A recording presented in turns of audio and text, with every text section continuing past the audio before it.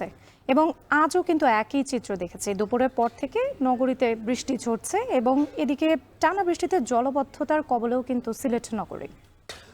এবং আমরা যদি গতকালকের কথা বলি, গতকালকের পরে আজ কিন্তু দুপুরের আগ পর্যন্ত খানিকটা বৃষ্টি ছিল না এবং মনে হচ্ছিল যে অবস্থার উন্নতি হবে, কিন্তু দুপুরের পর থেকে আবারও বৃষ্টি শুরু হয়ে যাওয়ার কারণে গুরুত্বপূর্ণ যে সড়ক, সেই সড়কগুলোতে পানি জমে গেছে এবং জনদুর্ভোগ তৈরি হয়েছে। নিয়ে আমরা বিস্তারিত জানতে চাই। আমাদের সঙ্গে ঢাকা থেকে যুক্ত হবেন সহকর্মী জাবেদ আবদুল্লাহ এবং সিলেট থেকে যুক্ত হচ্ছেন সহকর্মী গোলজার আহমেদ। শুরুতেই যেতে চাই জাবেদ, আপনার কাছে একটু জানাবেন যে দুপুরের পর থেকে বা সারাদিনে আপনার কাছে কি তথ্য আছে, কত মিলিমিটার বৃষ্টিপাত রেকর্ড হয়েছে এবং এই যে জনজীবনে ভোগান্তি, নগরবাসী কি বলছেন?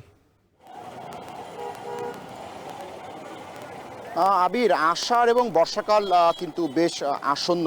এই সময়টায় আকাশে সঞ্চালনশীল মেঘমালা থাকে এবং সাগরে বায়ুতাড়িত বাতাস থাকে, যার ফলে কিন্তু এই সময়টা বৃষ্টি হয়, সেটি স্বাভাবিক। আমরা আবহাওয়াবিদদের সঙ্গে কথা বলেছি, আবহাওয়াবিদরা আমাদের যে বিষয়টা জানিয়েছে যে আগামী 1 থেকে 2 দিনের মধ্যে এই যে বৃষ্টিপাত সেটি ঢাকাসহ এবং অন্যান্য জেলায় সেটি কমে আসতে পারে।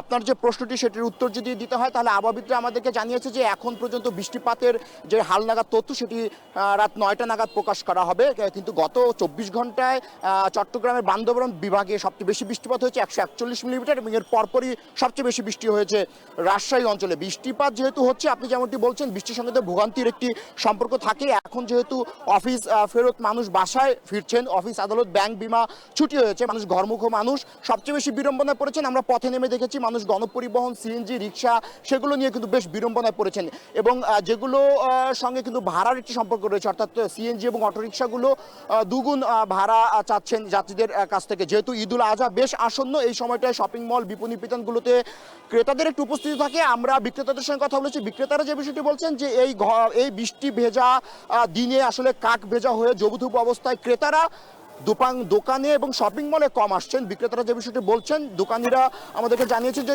এই যে নিউ মার্কেট কেন্দ্রিক যে শপিং মল, বিপণী বিতান, দোকানঘর রয়েছে সেগুলোতে পানি উঠে যাওয়ায় কিন্তু ক্রেতারা এই মার্কেট বিমুখ হয়েছেন, যে কারণে বিক্রি বাট্টা কমেছে। বিক্রয় লক্ষ্যমাত্রা এখনো পূরণ হয়নি এবং তারা বেশ আর্থিক ক্ষতির সম্মুখীন হয়েছেন তাদের পণ্য ভিজে যাওয়ার কারণে। নিশ্চয় ছবিতে ফ্রেমে দেখতে পাচ্ছেন যে বিকেল নাগাদ যে বৃষ্টি হয়েছিল, সেই বৃষ্টির কারণেই কিন্তু এই যে সায়েন্স ল্যাব থেকে আজিমপুরের যে সড়কটি রয়েছে, সেই সড়কটি কিন্তু একদম পানির নিচে তলিয়ে রয়েছে। আমরা দেখেছি অন্যান্য সড়ক, অর্থাৎ বেলি রোড, আরামবাগ, নটরডেমের পাশাপাশি রাজারবাগের কিছু সড়ক আমরা দেখেছি সেখানে আসলে পানিতে কিন্তু তলিয়ে রয়েছে। এই পানি যে নিষ্কাশন ব্যবস্থা কিন্তু সিটি কর্পোরেশন এরই মধ্যে কাজ করছে বলে কিন্তু আমরা জেনেছি। আবির, রাজধানীর খবর শুনছিলাম সহকর্মী জাবেদ আবদুল্লাহর কাছ থেকে। এবার যেতে চাই সিলেটে গোলজারের কাছে। গোলজার, আপনি তো বিকেল থেকে বৃষ্টির খবর জানিয়ে আসেন, এখন আসলে সেখানকার কি অবস্থা? সড়কগুলো কি ডুবে গেছে কিনা জানাবেন? দেখুন, রাত্রে আসলে দুপুর থেকে শুরু হওয়া বৃষ্টি এখন পর্যন্ত চলমান রয়েছে। এখন সন্ধে 7টা বাজে, এখনো কিন্তু সিলেট শহরে বৃষ্টি থামেনি। তো কোনো এলাকায় ডুবছে, আবার কোনো এলাকায় যে জলাবদ্ধতা তৈরি হয়েছিল সেই এলাকার পানি নামছে। আমরা যদি একটু দেখাই সার্বিক পরিস্থিতি, যে এখনো কিন্তু কোনো সড়কে প্রায় হাঁটু সমান পানি রয়েছে এবং এই পানিতে আসলে সাধারণ মানুষ যারা আছেন কিংবা শিক্ষার্থী যারা আছেন তারা সবচেয়ে বেশি ভোগান্তিতে পড়েছেন এবং দিন জুড়েই আসলে সাধারণ মানুষের যে ভোগান্তি সেটি আসলে চোখে পড়ার মতো ছিল এবং এখানকার স্থায়ী বাসিন্দা যারা আছেন তারা বলছেন প্রতি বছরই কিন্তু তারা এই ধরনের সমস্যার সম্মুখীন হন। সুতরাং নগর জলাবদ্ধতা এটি একে অন্যের পরিপূরক হয়ে দাঁড়িয়েছে এবং শহরবাসী যেটি বলছেন যে আসলে সিটি কর্পোরেশনের পরিকল্পিত কাজ না থাকায় প্রতি বছরই কিন্তু এরকম জলাবদ্ধতা এবং নগরের মানুষের ভোগান্তি প্রতিনিয়ত হয়ে দাঁড়িয়েছে। যদিও ইতিমধ্যে আবহাওয়া অফিস বলছে এই বৃষ্টি চলমান থাকবে আজকে রাতভর বা আগামীকালও থাকতে পারে। আপনি জানেন যে ভারতের মেঘালয় যদি বৃষ্টিপাত হয় সেই প্রভাব সিলেট অঞ্চলে পড়ে, এবারও কিন্তু ব্যতিক্রম নয় এবং আবহাওয়া অধিদপ্তর, জেলা প্রশাসন সহ সব জায়গা থেকে ইতিমধ্যে সতর্কতা মূলক ব্যবস্থা নেওয়া হয়েছে। বলা হচ্ছে যে যদি কোনো এলাকায় পানি বাড়ে সেই এলাকার মানুষজন যাতে দ্রুত প্রশাসনের সহযোগিতা নিতে চাইলে তারা যাতে জানান।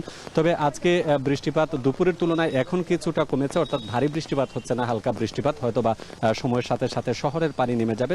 তবে যদি ভারতীয় পাহাড়ি ঢল যেটি আছে সেটি যদি অব্যাহত থাকে তাহলে সিলেট অঞ্চলের যে নিম্নাঞ্চলগুলো আছে, বিশেষ করে উপজেলা ভিত্তিক সীমান্ত এলাকা যেগুলো আছে সেগুলো আসলে আশঙ্কা করা হচ্ছে যে বন্যা হতে পারে। তো সব মিলিয়ে বৃষ্টি আসলে চলমান রয়েছে, পাশাপাশি নগরবাসীর যে ভোগান্তি সেটি তো রয়েছে। তো এই হচ্ছে আমার কাছে সর্বশেষ তথ্য সিলেটের জলাবদ্ধতার রাত্রে। সিলেট এবং রাজধানী থেকে যুক্ত ছিলেন সহকর্মীরা, জানাচ্ছিলেন জলাবদ্ধতার খবর।